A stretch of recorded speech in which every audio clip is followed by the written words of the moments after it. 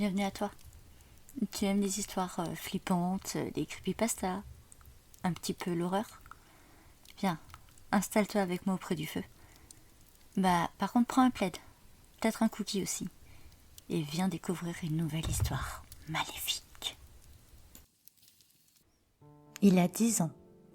Il vient de découvrir un oiseau mort sur la route, et cela le fait sourire. Il se penche et enfonce le cadavre encore chaud du volatile au fond de sa poche. Il espère que cela ne laissera pas une grosse trace de sang sur sa veste. Au pire, il expliquera à ses parents qu'il s'est écorché en rentrant de l'école. Il continue son chemin jusqu'à la maison, pousse le petit portail de bois sans un bruit pour ne pas attirer l'attention de sa maman.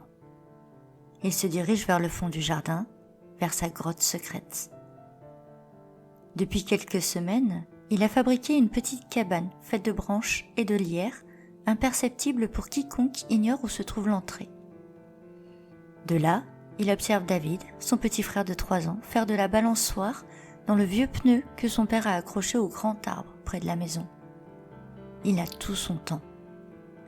Il sort l'oiseau et constate que l'animal est mort sans blessure apparente. Pas de traces de sang donc, c'est une chance. Il l'étend sur un vieux drap gris, puis commence à l'observer. Il bouge les ailes, tire sur les pattes, ouvre le bec de l'oiseau, puis lentement, il prend ses outils. Oh, ce n'est pas des outils de grand chirurgien, loin de là, mais cela fait bien assez l'affaire.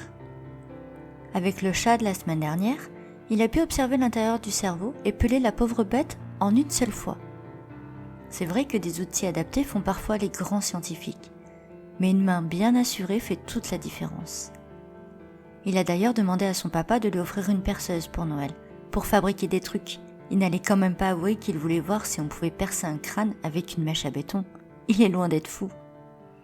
D'ailleurs, les autres à l'école ne parlent pas de lui comme d'un fou. Non, on dit juste qu'il est étrange, atypique, un peu trop réservé.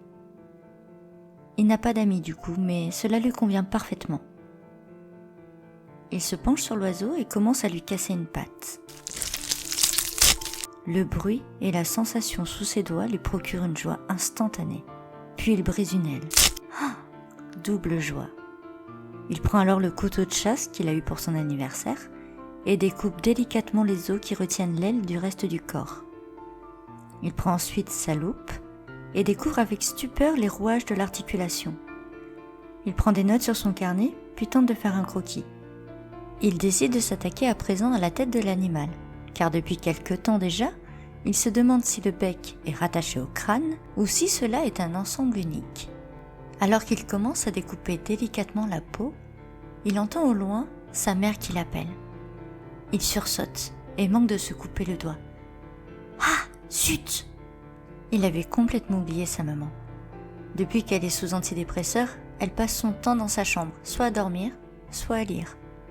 Son père étant rarement présent à cause du travail, il a parfois l'impression de vivre en totale liberté. Mais non, il faut que sa mère tente toujours des approches de bonne maman alors qu'elle est loin d'en être une. Un coup d'œil, et il voit David partir en courant vers la porte de la maison.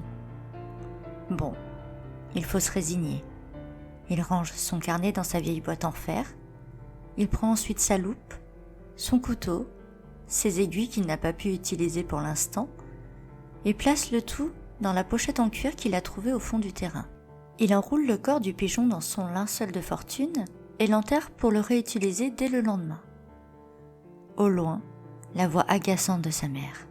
« Jeffrey! Jeffrey! À table !» Il sort de sa cachette et se prend dans les ronces. Le bas de son pantalon de toile se déchire et il peste malgré lui sur le sort qui s'acharne.